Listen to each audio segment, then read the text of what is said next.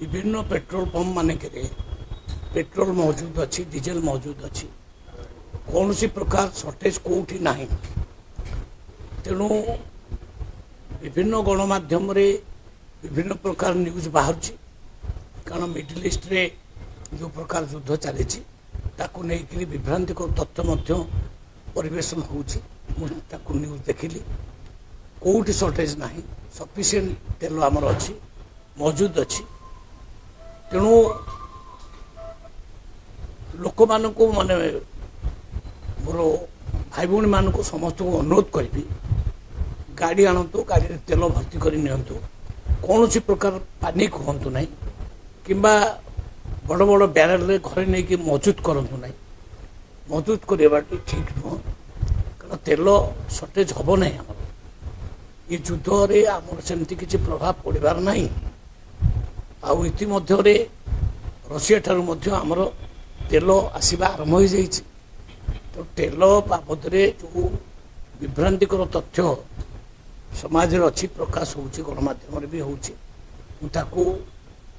ये कह चाहे जे आमर राज्यवासी माने भाई भौणी माने केवल सरकारी तथ्य को आ विश्वास को नियंतु ये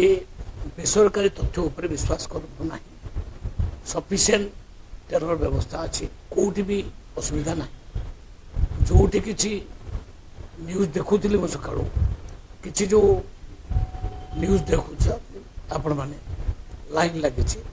से सब ये प्रकार न्यूज भी बाहर को जावापर लोकों भितर गोटे छानिया बचाई जे आगामी मसे 2 मास पर तेल मिल ना सेमती किसी हबार ना तेल सफिशिएंट मिल केबे भी असुविधा हम ना आम से प्रस्तुत अच्छु आवश्यक पड़े कला बजारी मान आम पूरा नजर रखीचु एक्शन भी दरकार पड़े आम सरकार पूरा तेल नित्य व्यवहार्य पदार्थ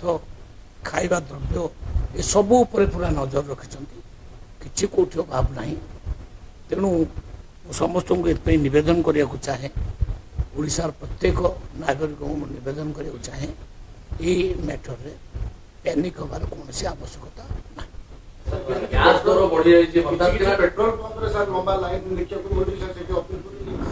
सेटा हूँ जो न्यूज चली खेली जाइए आगामी दिन मानक पेट्रोल सर्टेज हो डीजेल सर्टेज हो युद्ध घनघटा भितर भारत तार प्रभाव पड़ो भारत में तार प्रभाव पड़ार ना भारत सदा बेले पेट्रोल आउ डीजेल जातीय पदार्थ भरपूर कर रखिंट पूरा भर्ती होती देश एवं ये परिस्थिति को आखिरी आगे रखिक कौठू भविष्य में पुणी तेल आसो तार व्यवस्था कर सारी आप जानते न्यूज सब तेणु तेल कौन प्रकार असुविधा ना खावा पीवा चाउल तो आम पाखे बहुत सफिशिएंट अच्छी तेणु खाद्य पदार्थ तेल कौथर अभाव ना तेणु ये सब विभ्रांतिकर तथ्य उपर माने विश्वास न करने मु गणमाध्यम जरिया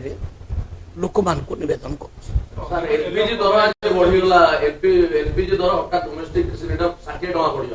बेले बेले सेमती बढ़ कम से पेट्रोलियम जिनस गुड़ा भी सैया केत बढ़ के कम किंतु माने मौजूद अच्छी सफिशिएंट अभाव ना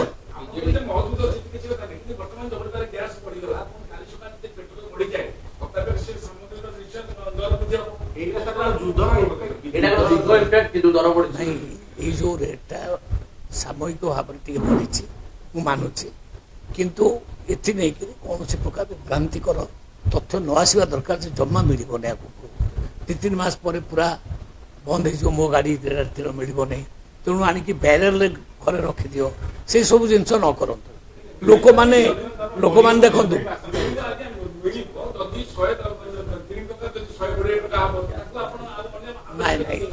एते रेट बढ़ी ना ये बंद काम टे बढ़ी नहीं विभ्रांतिकर तथ्य जो लोक मान पाखे पहुँचुची ଯେ ଆଗାମୀ ଦିନରେ ମିଳିବ ନାହିଁ ସେମିତି ନୁହଁ ସଫିସିଏଣ୍ଟ ତେଲ ଅଛି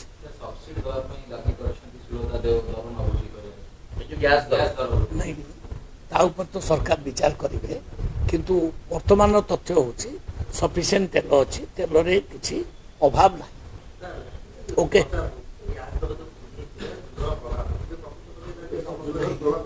ଶୁଣନ୍ତୁ ଯୁଦ୍ଧର ତ ପ୍ରଭାବ ସବୁଠି ପଡ଼ିବ ମୁଁ ତ ମାନୁଛି ଏ ଯେଉଁ ଯୁଦ୍ଧ ଆହୁରି ଭୟଙ୍କର ବି ହେଇପାରେ ତାର ପ୍ରଭାବ ଭାରତ ଉପରେ ନ ପଡ଼ିବ ତା ମାନେ ନାହିଁ ସବୁଠି ପଡ଼ିବ ସବୁ ଦେଶ ଉପରେ ପଡ଼ିବ କିନ୍ତୁ ବର୍ତ୍ତମାନଙ୍କର ସ୍ଥିତି ହେଉଛି ଏଇଆ ଯେ ଆମ ଦେଶରେ ତେଲ ଖାଇବା ପିଇବା ଜିନିଷ ଅଭାବ ନାହିଁ ସମ୍ପୂର୍ଣ୍ଣ ମହଜୁଦ ଅଛି ସଫିସିଏଣ୍ଟ ମହଜୁଦ ଅଛି ମୁଁ ତାଙ୍କୁ ଅପିଲ ତ କରୁଛି ଆଜି କହିବାର ମାନେ ହେଉଛି ସେଇଆ ଯେ ଯେଉଁମାନେ ବାରେଲ ଫାରେଲ ଧରିକି ଯାଇକିରି ଭର୍ତ୍ତି କରି ଘରକୁ ରହୁଛନ୍ତି ସେ ନିଅନ୍ତୁ ନାହିଁ ଗାଡ଼ି ନିଅନ୍ତୁ ଗାଡ଼ିରେ ଯେତିକି ଆବଶ୍ୟକ ଭର୍ତ୍ତି କରିକି ଆଣନ୍ତୁ ଅଭାବ ନାହିଁ ନାଇଁ ନାଇଁ ସେମିତି ଆମେ ତା ଉପରେ ମଧ୍ୟ କଟକଣା ଆମେ ଆବଶ୍ୟକ ପଡ଼ିଲେ ଲଗେଇବୁ ସେଟା ବି ଆମେ କରିପାରିବୁ ସରକାର ତରଫରୁ କିନ୍ତୁ ଅବିକା ସେମିତି କିଛି ଅର୍ଡର ଯାଇନାହିଁ ଆମ ପାଖରେ ଯେହେତୁ ସଫିସିଏଣ୍ଟ ତେଲ ଅଛି ମୁଁ ନାଗରିକମାନଙ୍କୁ ବୁଝେଇବାକୁ ଚାହୁଁଛି ଯେ ଜମା ପ୍ୟାନିକ୍ ହୁଅନ୍ତୁ ନାହିଁ ଯେତିକି ତେଲ ଦରକାର ସେତିକି ନିଅନ୍ତୁ ସବୁଦିନ ଭଳିଆ ନିଅନ୍ତୁ ଜମା ପ୍ୟାନିକ୍ ହୁଅନ୍ତୁ ଘରେ ନେଇକିରି ମଜୁଦ କରନ୍ତୁ ନାହିଁ କାହିଁକି ନା ତେଲ ସଫିସିଏଣ୍ଟ ଅଛି କମିବ ବଢ଼ିବ ଏ ତ ତାଙ୍କ କମ୍ପାନୀ ଉପରେ ନିର୍ଭର କରେ ସେ କମ୍ପାନୀର ସଦାବେଳେ ମାନେ ହିସାବ ହୁଏ କେଉଁଦିନ ବଢ଼ିବ କେଉଁଦିନ କମିବ ସେ ତା ଉପରେ ମୁଁ ଏ ରେଟ୍ ଉପରେ କହିପାରିବି ନାହିଁ କିନ୍ତୁ ମହଜୁଦ ଉପରେ ମୁଁ କହିବି ସ୍ଥିତି ଉପରେ ମୁଁ ଆଜି ପରୀକ୍ଷା ଅବିକା ଅଫିସରମାନଙ୍କୁ ଡାକିଥିଲି ଅଫିସରମାନେ ମୋତେ ଯେଉଁ ଡାଟା ଦେଲେ ସଫିସିଏଣ୍ଟ ତେଲ ଓଡ଼ିଶାରେ ଅଛି